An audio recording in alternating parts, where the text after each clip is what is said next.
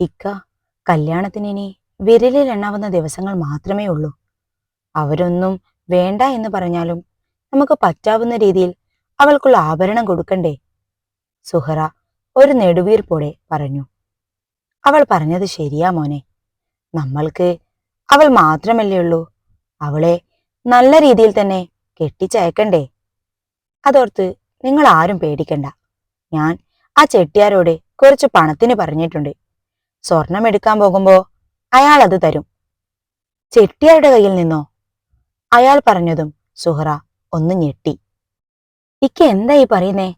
കൊള്ളപ്പലിശക്ക് പണം വാങ്ങാനോ? എന്നിട്ട് നമ്മൾ അതെങ്ങനെ വീട്ടും? ഒരു പേടിയോടെയാണ് സുഹറ അത് ചോദിച്ചത്. ഇപ്പോ നമുക്ക് ആവശ്യം പണമാണ്. അത് മാത്രം ഇപ്പൊ ചിന്തിച്ചാ മതി. പിന്നെ ഒരു മാസം കൂടി കഴിഞ്ഞാ എനിക്ക് കടയിലേക്ക് പോകാലോ. അപ്പൊ പിന്നെ ഒരു പേടിയും വേണ്ട. അയാൾ അവരെ സമാധാനിപ്പിച്ചു. ഒക്കെ ശരിയാവും മോളെ, നീ വെറുതെ ടെൻഷൻ ആവണ്ട. ഉമ്മാമയും സുഹറയുടെ കൈ പിടിച്ചു പറഞ്ഞതും ഉള്ളിൽ ഒരു ആശ്വാസം അവർക്ക് തോന്നി. ഒപ്പം ആ വീട്ടിലേക്ക് മകളെ അയക്കുന്നതിൽ പേടിയും. രണ്ടു വീട്ടിലും കല്യാണത്തിന്റെ ഒരുക്കങ്ങൾ തുടങ്ങി. ഷാനുവിന്റെ വീട്ടുകാർക്ക് ലിയയുമായുള്ള വിവാഹത്തിൽ വലിയ താല്പര്യമൊന്നുമില്ലെങ്കിലും ഒരേ ഒരു ആൺതരിയുടെ വിവാഹം ആർഭാടമായി നടത്താൻ അവർ തീരുമാനിച്ചിരുന്നു. നാസ് ഇവന്റ് മാനേജ്മെന്റാണ് എല്ലാ ഒരുക്കങ്ങളും നടത്തുന്നത്. എന്നാൽ ലിയയുടെ വീട്ടിൽ അത്രയും ആഘോഷങ്ങൾ ഒന്നുമില്ലായിരുന്നു. അവളുടെ ഉമ്മയ്ക്കും ഉപ്പയ്ക്കും പറയത്തക്ക ബന്ധുക്കൾ ഒന്നുമില്ലാത്തത് തന്നെയാണ് കാരണവും. ഇന്നാണ് ലിയയെയും കൂട്ടി അവർ സ്വർണം വാങ്ങാൻ പോകുന്നത്. ലിയയും ഉപ്പയും ഉമ്മയും റെനയുമാണ് പോയത്. അവളുടെ ഉപ്പാക്കിപ്പോ കുറച്ചൊക്കെ നടക്കാൻ പറ്റുന്നുണ്ട്. അവർ പോകുന്ന വഴി ചെട്ടിയാരുടെ കയ്യിൽ നിന്നും പണം വാങ്ങി ടൗണിലുള്ള പേരുകേട്ട ജ്വല്ലറിയിലേക്ക് തന്നെ ചെന്നു. ഒരുപാടൊന്നും എടുക്കുന്നില്ലെങ്കിലും അവർ എല്ലാ ഡിസൈനും നോക്കിയിരുന്നു. ആ മാല തനിക്ക് നന്നായി ചേരും. പിന്നിൽ നിന്നും ശബ്ദം കേട്ട ലിയ തിരിഞ്ഞു നോക്കിയതും തന്നെ തന്നെ നോക്കി പുഞ്ചിരിക്കുന്ന ഷാനുവിനെയാണ് കണ്ടത്. ഷാനു എന്താ ഇവിടെ? അവൾ അവനെ അവിടെ കണ്ട ഞെട്ടലോടെ ചോദിച്ചു. താനല്ലേ പറഞ്ഞതേ താനിവിടെ ഉണ്ടെന്നേ. അപ്പൊ പിന്നെ ഒന്ന് കണ്ടിട്ട് പോകാമെന്ന് കരുതി. താൻ ഈ മാലയൊന്ന് ഇട്ടു നോക്കിയേ. അതും പറഞ്ഞവൻ അവളുടെ കയ്യിൽ നിന്നും ആ മാല വാങ്ങി അവളുടെ കഴുത്തോട് ചേർത്ത് വെച്ചു. അവളും അവനെ തന്റെ മുടി പിറകിൽ നിന്നും മാറ്റി കൊളുത്താടാൻ പാകത്തിന് ആക്കിക്കൊടുത്തു. ഞാൻ പറഞ്ഞില്ലേ ഇത് തനിക്ക് നന്നായി ചേരുമെന്ന്. ഇതെന്തായാലും എടുത്തോ. അവൻ അത് തീർത്തു പറഞ്ഞതും ലിയ ഇനി എന്ത് ചെയ്യുമെന്നറിയാതെ ഉമ്മയെയും ഉപ്പയെയും നോക്കി. കാരണം ആ ഒരു മാലയ്ക്ക് തന്നെ 10 പവനിലേറെ തൂക്കമുണ്ടായിരുന്നു. അതൊരെണ്ണം എടുത്താൽ വേറെയൊന്നും അധികം എടുക്കാൻ കഴിയില്ലെന്നോർത്ത് അവർ വിഷമിച്ചു. അത് പിന്നെ ഷാനു, ഇതിന് വെയിറ്റ് ഇത്തിരി കൂടുതലല്ലേ? അതെന്താടോ, ഇതുപോലും താങ്ങാനുള്ള ശേഷി തന്റെ കഴുത്തിനില്ലേ? അവൻ ഒരു കുസൃതിയോടെ ചോദിച്ചതും അവൾ തല കുനിച്ചു. ലിയ, അവൻ അവളുടെ തോളോട് ചേർന്ന് നിന്ന് വിളിച്ചു. നോക്ക്, തനിക്ക് ഈ മാല ഇഷ്ടപ്പെട്ടെന്നും പക്ഷേ അതെടുക്കാൻ എന്തുകൊണ്ടാണ് പറ്റാത്തതെന്നും എനിക്ക് മനസ്സിലായി. നിന്നെ വിവാഹം ചെയ്ത് കൊണ്ടുപോകുമ്പോൾ നിന്റെ ഉപ്പാന്റെ വിയർപ്പ് കൊണ്ടുള്ള ഒരാഭരണവും എന്റെ പെണ്ണിന് വേണ്ട. നിനക്കുള്ളത് വാങ്ങാൻ ഞാനുണ്ട്. അതുകൊണ്ട് എന്താ വേണ്ടത് എന്ന് വെച്ചാ വാങ്ങിക്കോ. മോനെ, അതൊന്നും വേണ്ട. അവൾക്കുള്ളത് ഞങ്ങൾ വാങ്ങിക്കോളാം. അതല്ലേ അതിന്റെ ശരി. ലേയുടെ ഉപ്പ അവനോടായി പറഞ്ഞു. എന്റെ ഉപ്പ, നിങ്ങൾ ഇത്രയും കാലം അധ്വാനിച്ചതും ഇനി അങ്ങോട്ട് അധ്വാനിക്കാൻ പോകുന്നതും ഈ മകൾക്ക് വേണ്ടി ആകരുത്. ഇവൾ പോയാലും നിങ്ങൾ 3 പേരുടെയും ജീവിതം പഴയതുപോലെ തന്നെ ആവണം. അല്ലാതെ ഈ കല്യാണത്തിന്റെ പേരിൽ കടവും പലിശയുമായി നിങ്ങൾ എല്ലാവരും ജീവിതം വലിച്ചെടുക്കരുത്. എനിക്കത് ഇഷ്ടമല്ല. ഞങ്ങൾ പെണ്ണ് ചോദിച്ചു വന്നത് ഇവളെ മാത്രമാണ്, അല്ലാതെ സ്വർണവും പണവുമല്ല. ആ പറയുന്നവനെ നിറഞ്ഞ കണ്ണുകളോടെ അവർ നോക്കി. എന്തുകൊണ്ടും ലേക്ക് പറ്റിയ ചെക്കൻ തന്നെയാണ് ഷാനു എന്ന് റെനക്കും അപ്പോൾ തോന്നി. അവളെ ഒരിക്കലും കൈവിടാത്ത, എന്നും ചേർത്ത് പിടിക്കുന്ന ഒരുവൻ. പിന്നീട് എല്ലാം ഷാനുവിന്റെ സെലക്ഷൻ ആയിരുന്നു. ഡയമണ്ടിലും അവനൊരു നെക്ലേസ് വാങ്ങി. ഇരു കൈയിലും നിറയുവോളം വളകളും അവൾക്ക് താങ്ങാൻ പറ്റുന്ന രീതിയിൽ മാലകളും എല്ലാം അവൻ ആവേശത്തോടെ സെലക്ട് ചെയ്തു വെച്ചു. ഷാനു, മതി, ഇത്രയൊക്കെ സ്വർണം ഞങ്ങൾക്ക് വാങ്ങാൻ പറ്റില്ലെന്ന് ആർക്കും മനസ്സിലാവും. അപ്പൊ പിന്നെ ഇതൊക്കെ എങ്ങനെ വാങ്ങി എന്നൊരു ചോദ്യവും എല്ലാവരിൽ നിന്നും ഉണ്ടാകും. അതൊക്കെ എന്തിനാ നമ്മൾ മറ്റുള്ളവരെ ബോധ്യപ്പെടുത്തുന്നത്? ഇനി അഥവാ ആർക്കെങ്കിലും അറിയണമെന്ന് നിർബന്ധമാണെങ്കിൽ എന്തെങ്കിലും ഒരു കള്ളം പറഞ്ഞോ. പക്ഷേ ഞാൻ വാങ്ങിയതാണെന്ന് മാത്രം പറയരുത്. കാരണം അതെന്റെ വീട്ടുകാരറിഞ്ഞാൽ നിന്റെ വീട്ടുകാരോട് അവർക്ക് കൂടുതൽ പുച്ഛം തോന്നുകയുള്ളൂ. അതുകൊണ്ട് അത് വേണ്ട. നീയും നിന്റെ ഫാമിലിയും ആർക്കു മുന്നിലും തല കുനിക്കുന്നത് എനിക്ക് കാണാൻ വയ്യ. ഒന്നുമില്ലെങ്കിലും നിന്നെ എനിക്ക് തരുന്നതിന്റെ നന്ദിയെങ്കിലും ഞാൻ കാണിക്കണ്ടേ? അവളുടെ കവിളിൽ പിടിച്ച് വലിച്ചുകൊണ്ട് അവനത് പറഞ്ഞതും അവൾ നിറഞ്ഞ കണ്ണുകളോടെ അവനെ നോക്കി. സർ, എല്ലാം പാക്ക് ചെയ്യട്ടെ? സെയിൽസ്മാൻ ചോദിച്ചതും ഷാനു ഓക്കെ പറഞ്ഞുകൊണ്ട് ബില്ല് പേ ചെയ്യാൻ പോയി. മോളെ, അവൻ നിന്നെക്കുറിച്ച് മാത്രമല്ല ചിന്തിക്കുന്നത്, ഞങ്ങൾ എല്ലാവരെ കുറിച്ചുമാണ്. ഇങ്ങനെയൊരു മോനെ പടച്ചോൻ നിനക്കായി തന്നതിൽ അവനോട് എന്നും സ്തുതി ഉണ്ടായിരിക്കണം. മകളുടെ നെറുകയിൽ മുത്തിക്കൊണ്ട് അത് പറയുമ്പോൾ ആ ഉപ്പയുടെ ഉള്ളം നിറയുകയായിരുന്നു. സ്ത്രീധനത്തിന്റെ പേരിൽ ഭാര്യമാരെ കൊല്ലുന്ന നാട്ടിൽ ഇങ്ങനെയൊരുവൻ അവർക്ക് അത്ഭുതമായിരുന്നു. ഇന്നാണ് ലിയയുടെയും ഷാനുവിന്റെയും കല്യാണം. വിവാഹവേഷത്തിൽ അവളെ കണ്ട എല്ലാവരും ഒന്നു ഞെട്ടി. വിലപിടിപ്പുള്ള വസ്ത്രങ്ങൾക്കൊപ്പം അവൾ അണിഞ്ഞിരിക്കുന്ന ആഭരണങ്ങൾ കണ്ടതും ഷാനുവിന്റെ വീട്ടുകാരുടെ മുഖത്ത് ആശ്ചര്യമായിരുന്നു. അധികം സ്വർണമൊന്നുമില്ലാതെ കയറി വരുന്നവളെ അതിന്റെ പേരിൽ കുത്തി നോവിക്കാമെന്ന് പ്ലാൻ ചെയ്തവരൊക്കെ മൂക്കത്ത് വിരൽ വെച്ചുപോയി. പെണ്ണിനെ കണ്ടവരൊക്കെ അവളുടെ സൗന്ദര്യത്തെപ്പറ്റി പുകഴ്ത്തുന്നത് കേട്ടപ്പോൾ നൂറയ്ക്കും ഷാനയ്ക്കും അസൂയ തോന്നി. ഓഡിറ്റോറിയത്തിൽ നിന്ന് ഇറങ്ങുമ്പോൾ ഉമ്മയെ കെട്ടിപ്പിടിച്ചു കരയുന്ന ലിയയെ പുച്ഛത്തോടെ നോക്കി മുഖം കൂട്ടി ആമിന. അത്രയും സങ്കടമാണെങ്കിൽ അവരുടെ കൂടെ തന്നെ പോയിക്കോ. ആയിഷ പറഞ്ഞതും മറിയുമ്മ അവരെ നോക്കി പേടിപ്പിച്ചു. പിന്നെ ആരും അധികമൊന്നും പറയാതെ അവരവരുടെ കാറിലായി വീട്ടിലേക്ക് തിരിച്ചു. ഷാനുവിന്റെ കാറിൽ ഷാനുവും ലിയയും മാത്രമാണ് ഉണ്ടായിരുന്നത്. താൻ ഇങ്ങനെ കരയാതെ, തനിക്ക് എപ്പോ വേണമെങ്കിലും തന്റെ വീട്ടിൽ പോകാലോ. കണ്ണുനീർ അടക്കാൻ പാടുവിടുന്നവളെ നോക്കി അവൻ പറഞ്ഞു. എനിക്ക് അങ്ങോട്ട് വരാൻ പേടിയാകുന്നു ഷാനു. കണ്ണുകൾ കലങ്ങി അവനെ നോക്കിക്കൊണ്ട് പറയുന്നവളെ ചെറുചിരിയോടെ നോക്കി അവൻ. താൻ എന്തിനാടോ പേടിക്കുന്നേ? ഞാനില്ലേ കൂടെ. പിന്നെ തനിക്കറിയുന്നതല്ലേ അവരുടെ സ്വഭാവം. താനൊന്നും ആലോചിച്ച് ടെൻഷൻ ആവണ്ട. നമുക്ക് നോക്കാന്നേ. എന്റെ പെണ്ണിനെ അവർ സ്നേഹത്തോടെ സ്വീകരിക്കും എന്നെനിക്കറിയാം. പക്ഷേ നമ്മൾ കുറച്ച് കാത്തിരിക്കേണ്ടി വരും എന്ന് മാത്രം. അവളുടെ കയ്യിൽ പിടിച്ച് ആശ്വസിപ്പിച്ചുകൊണ്ട് അവൻ പറഞ്ഞു. അവളും അവന്റെ വാക്കിൽ ഒന്ന് പുഞ്ചിരിക്കാൻ ശ്രമിച്ചു. ഒരു വലിയ ഗേറ്റ് കടന്ന് ഷാനു ആ കാർ വീടിന് മുന്നിലായി ഒതുക്കി നിർത്തി. കാറിൽ ഇരുന്നു കൊണ്ട് തന്നെ ആ വീടിന്റെ വലിപ്പം കണ്ടവൾ ഒന്നമ്പരന്നു. വെറുതെയല്ല ഷാന പറഞ്ഞത്, തങ്ങളുടെ വീടിന്റെ ഒരു ഭാഗം പോലും നിന്റെ വീടില്ലെന്ന്. ഈ വീടിന്റെ മരുമകളാവാൻ താൻ യോഗ്യല്ലെന്ന് മനസ്സിൽ തോന്നിയതും അവൾ മുഖം കുനിച്ചു.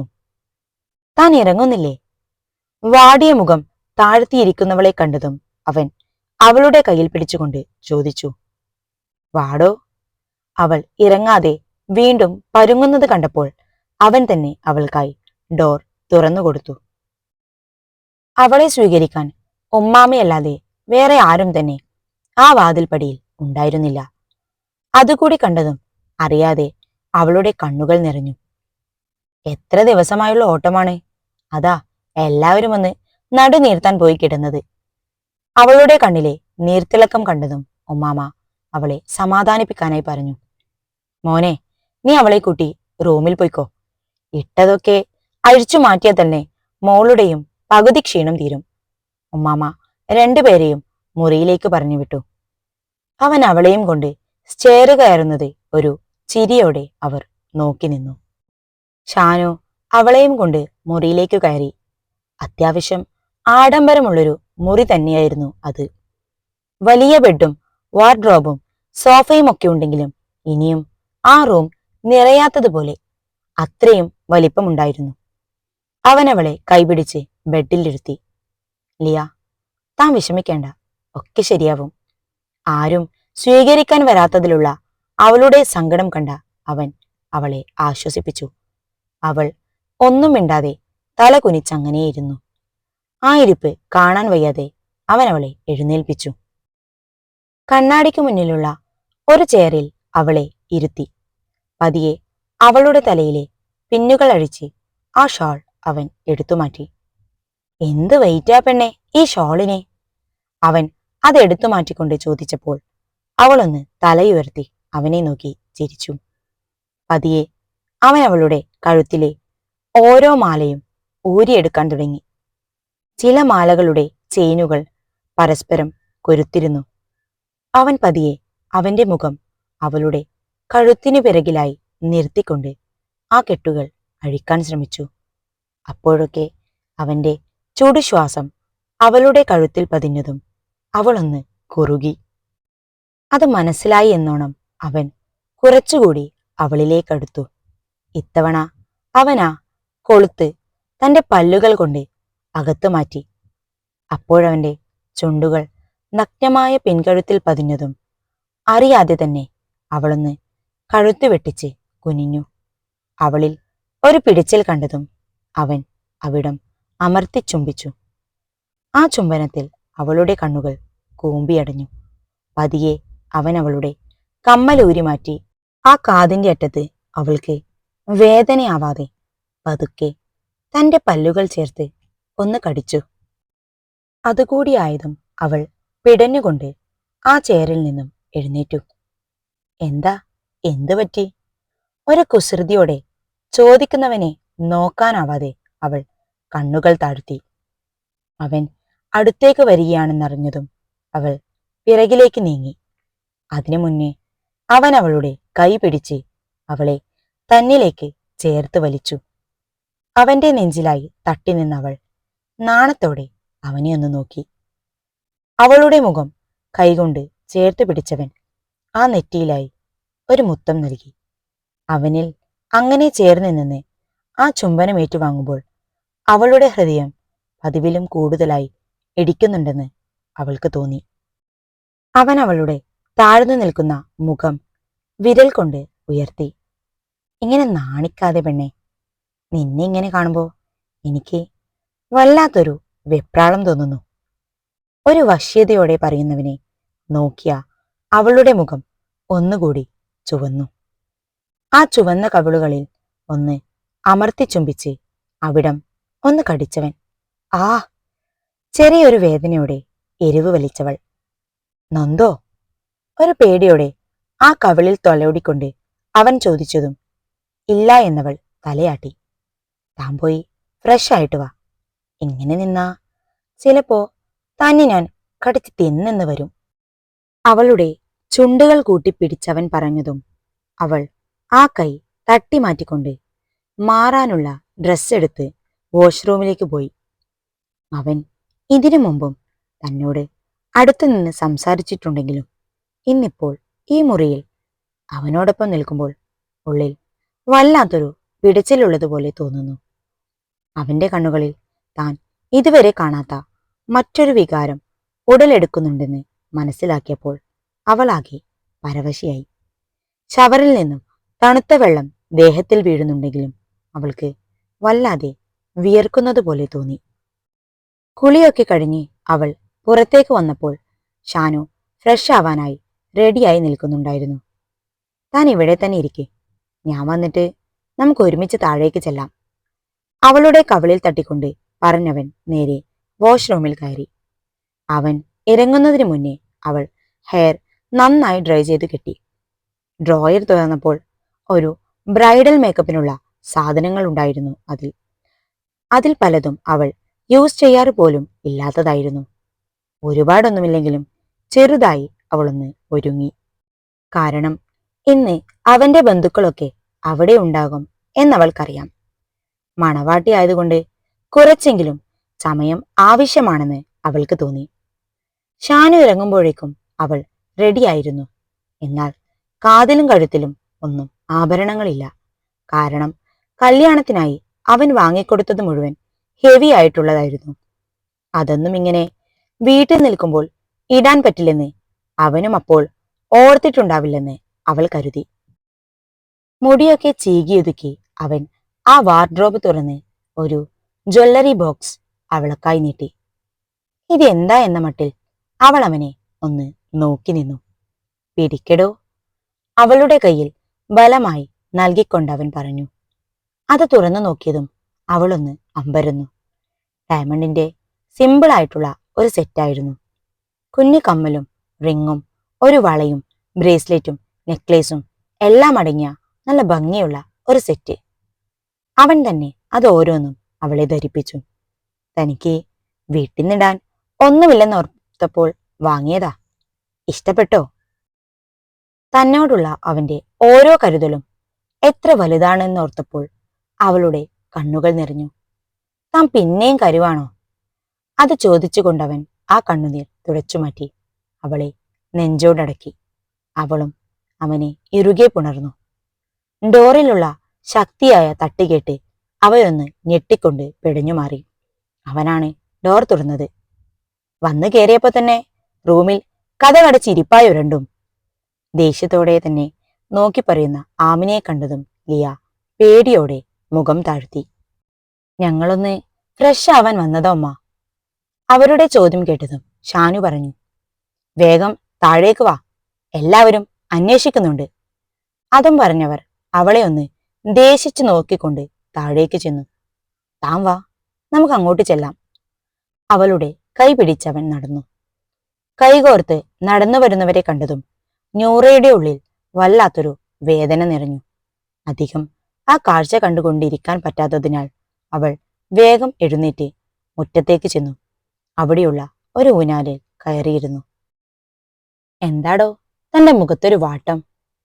അയാന്റെ ചോദ്യം കേട്ടതും നിറഞ്ഞ കണ്ണുകൾ അവൻ കാണാതെ തുടച്ചുകൊണ്ട് അവൾ അവനെ നോക്കി ഒന്ന് പുഞ്ചിരിച്ചു. താൻ ഓക്കെയല്ലേ? അവളുടെ വാടിയ മുഖം കണ്ടതും ഉള്ളിലെ വിഷമം പുറത്തു കാണിക്കാതെ അവൻ ചോദിച്ചു. എനിക്കെന്താ, ഒരു കുഴപ്പവുമില്ല. താൻ അത് പറഞ്ഞാലും തന്റെ ഉള്ളിലെ വിഷമം എനിക്കറിയാം. നമ്മളെ വേണ്ടാത്തവരെ നമുക്ക് എന്തിനാടോ? താനത് വിട്ടുകള. അവളെ തന്നാലാവും വിധം അവൻ സമാധാനിപ്പിച്ചു. അവളും പിന്നെയൊന്നും പറഞ്ഞില്ല. കുറച്ചുനേരം രണ്ടുപേരും മൗനമായി തന്നെ ഇരുന്നു. അപ്പോഴാണ് എന്തൊക്കെയോ പിറുപിറുത്തുകൊണ്ട് ഷാനയും അങ്ങോട്ട് വന്നത്. എന്താടി, നിന്റെ മുഖം കടന്നല് കുത്തിയതുപോലെ ഉണ്ടല്ലോ.